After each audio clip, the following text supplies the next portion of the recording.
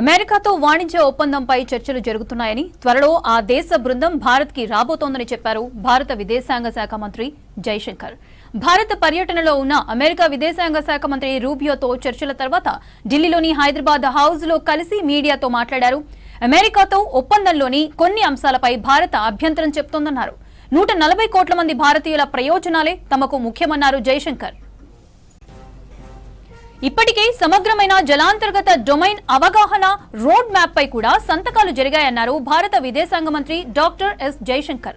140 కోట్ల మంది ప్రజల అవసరాలను తీర్చడం తమ ప్రభుత్వ ప్రాథమిక బాధ్యత అని చెప్పారు. ఢిల్లీలోని హైదరాబాద్ హౌస్ లో భారత విదేశాంగ మంత్రి డాక్టర్ ఎస్ జైశంకర్ తో భేటీ అయ్యారు అమెరికా విదేశాంగ మంత్రి మార్కో రూబియో. ఇరువురు నేతలు ద్వైపాక్షిక చర్చలు జరిపారు. గల్ఫ్ సంక్షోభం, రష్యా యుక్రెయిన్ యుద్ధంపై చర్చించినట్లు రూబియో చెప్పారు. ఉగ్రవాదంపై పోరులో భారత్ అమెరికా కలిసి నడుస్తాయన్నారు. భారత్ అమెరికా రెండు ఉగ్రవాద బాధిత దేశాలేనని, ఉగ్రవాదంపై పోరులో భారత్తో కలిసి నడుస్తామన్నారు. భారత్ అమెరికా కలిసి చర్చించాల్సింది, కలిసి పనిచేయాల్సింది చాలా ఉందన్నారు మార్కో రూబియో. ప్రపంచంలోని రెండు అతిపెద్ద ప్రజాస్వామ్య దేశాలు కలిసి పనిచేస్తే అద్భుతమైన సహకారానికి పునాదిగా ఉంటుందన్నారు. రెండు దేశాలకు ఎన్నో ఉమ్మడి ప్రయోజనాలు ఉన్నాయని, వాటిని మరింత పెంపొందించుకోవటం ఎంతో అవసరమని చెప్పారు.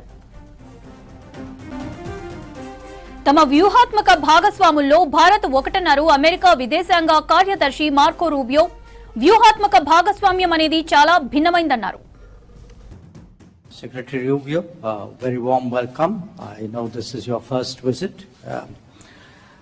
Looking forward to our discussions today. Now we have a comprehensive global strategic partnership, which I think in plain language means that we have a very deep, very broad-based cooperation and a relationship that impacts and influences other regions and the world.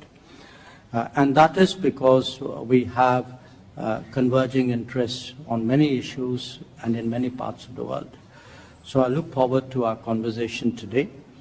These are complicated times, but as strong partners, I'm very confident we'll have very open